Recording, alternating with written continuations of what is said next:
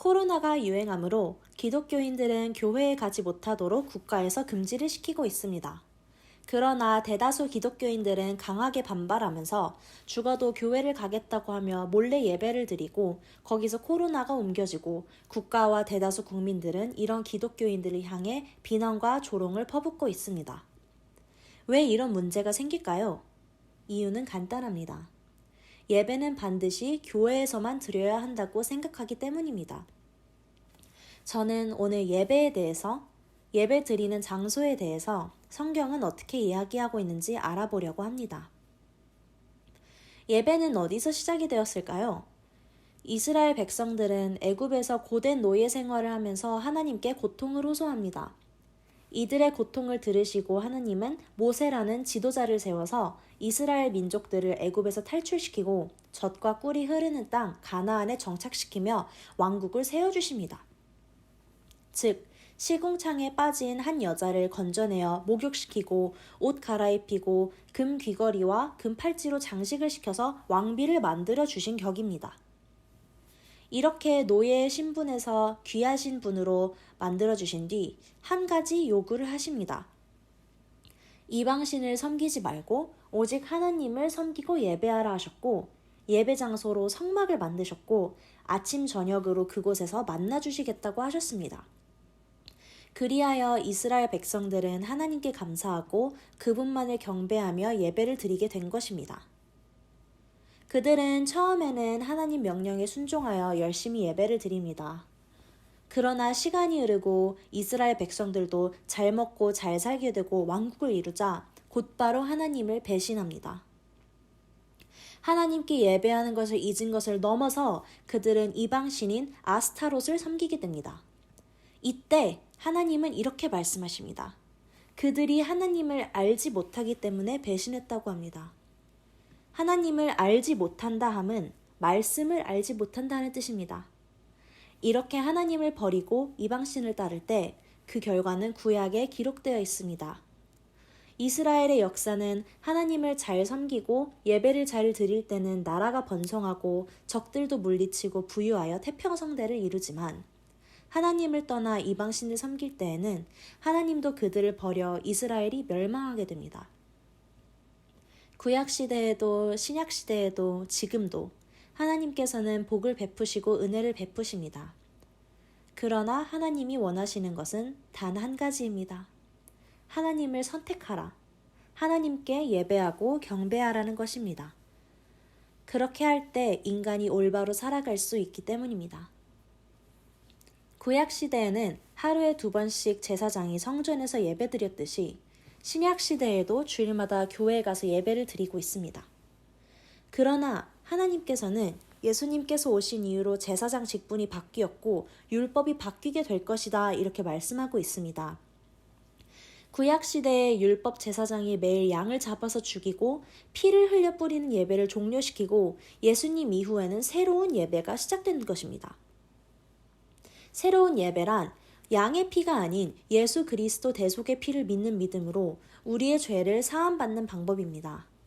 그러므로 이제 우리의 예배의 핵심은 보이지 않는 하느님이 보이는 하느님 예수 그리스도로 이 땅에 오셔서 친히 피를 흘리심으로 죄로 죽을 수밖에 없는 우리 영혼을 구원하시고 그리하여 지옥에 가지 않고 주님이 예비하신 천국에 갈 수 있다는 사실에 대해 감사하고 기억하며 예수의 피와 살을 기념하는 것이 예배입니다.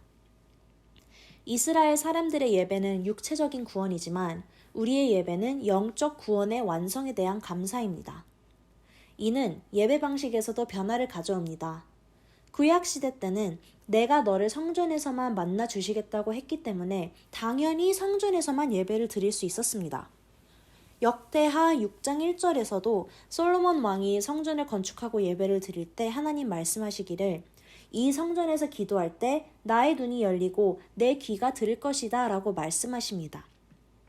여호와의 이름이 거기에 영원히 있겠다 하셨습니다. 그러므로 하나님께서는 나의 집, 성전이 모든 백성에게 기도하는 집이라 불릴 것이다 라고 하셨습니다. 사무엘하 2장 7절에도 보면 내가 고통 중에 하나님을 부르고 부르짖었더니 하나님께서 그의 성전에서 나의 음성을 들으셨다 라고 기록합니다. 이스라엘 백성들이 망해서 포로로 끌려갔다가 바벨론에서 돌아오자마자 가장 먼저 한 일도 성전의 재건이었습니다. 성전 재건이 그들에게는 가장 중요한 문제입니다. 성전에서만 예배를 드릴 수 있기 때문입니다. 예배를 드려야 복을 받을 수 있기 때문입니다. 이제 예수님이 이 땅에 오시자마자 성전에 대한 개념이 바뀝니다. 자, 예수님이 북왕국 땅의 사마리아를 지나갑니다. 그때 사마리아 여자가 질문합니다. 조상들은 저 그리심산에 있는 성전에서 예배를 드려야 된다고 하고 어떤 사람은 무조건 예루살렘에 있는 성전에서 예배를 드려야 한다고 하는데 어떤 것이 맞습니까? 즉, 우리가 교회에 나가야만 예배를 드려야 됩니까? 아니면 교회 아닌 곳에서 예배를 드려도 괜찮습니까? 지금 이렇게 질문하는 것과 같습니다. 이때 예수님은 이렇게 대답합니다. 요한복음 4장 11절에 네가 그리심산에 있는 성전이나 예루살렘에 있는 성전에서 하나님께 예배하지 않을 그때가 오리라 이렇게 말씀하십니다. 예수님은 지금 예배 방법이 바뀐다고 말씀하시고 계신 겁니다. 신약 성경에 보면 실제로 예수님이 어디서 기도하시던가요? 사람들이 없는 산에서, 들에서 기도하고 계십니다. 오늘도 마찬가지입니다. 사도행전 17장에 보면 하나님께서는 사람의 손으로 만든 성전들에 계시지 아니한다. 참으로 엄청난 말씀입니다. 더 이상 하나님은 성전에만 계시지 않는다는 뜻입니다. 사도행전 5장에 보면 사도들은 성전에서나 각각 성도들의 집안에서 날마다 어디서나 예수 그리스도를 가르치고 전파하라고 합니다. 고린도전서 3장 16절에는 믿는 성도들, 예수 그리스도를 믿는 성도의 몸이 성전이라고 합니다. 그러므로 우리의 몸이 성전이다. 다시 말해서 우리의 몸이 교회이다 라는 뜻입니다. 베드로전서 2장 9절에 보면 너희 믿는 성도들은 왕과 같은 제사장들이라고 말씀합니다. 즉, 우리가 예수 그리스도의 피로 인해서 자성소에 들어갈 수 있는 제사장이 되었다는 뜻입니다. 신약시대의 성도는 제사장 신분이 되었기 때문에 직접 하나님께서 기뻐하시는 영적인 제사를 드릴 수 있습니다. 하나님을 찬양하고 하나님께 기도하고 하나님께 감사하는 입술의 고백, 이 찬양과 기도 이것이 영적인 제물을 드리는 것입니다.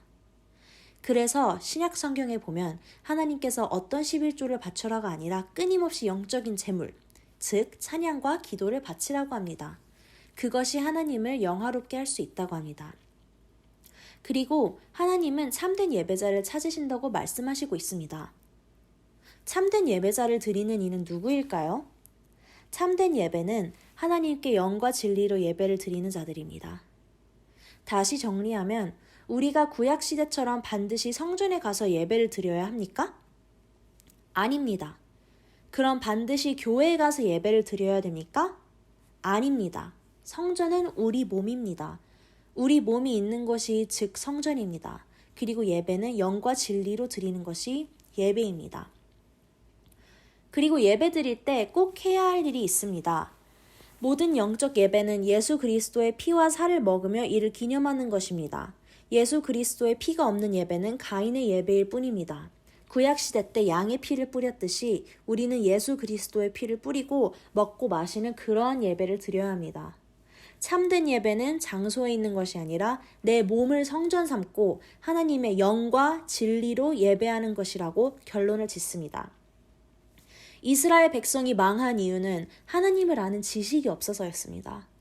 우리는 하나님을 알기 위해서 매일 성경을 읽고 묵상하고 주님께 감사의 찬양과 기도를 드리며 교회에 갈 수 있는지 갈 수 없든지 어느 곳에서나 어느 장소에서나 매일매일 하나님께 예배하는 그리스도인으로 살아야겠습니다. 복 있는 사람은 하나님의 말씀을 읽고 주야로 묵상하는 자입니다.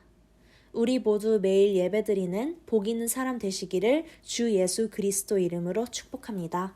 아멘.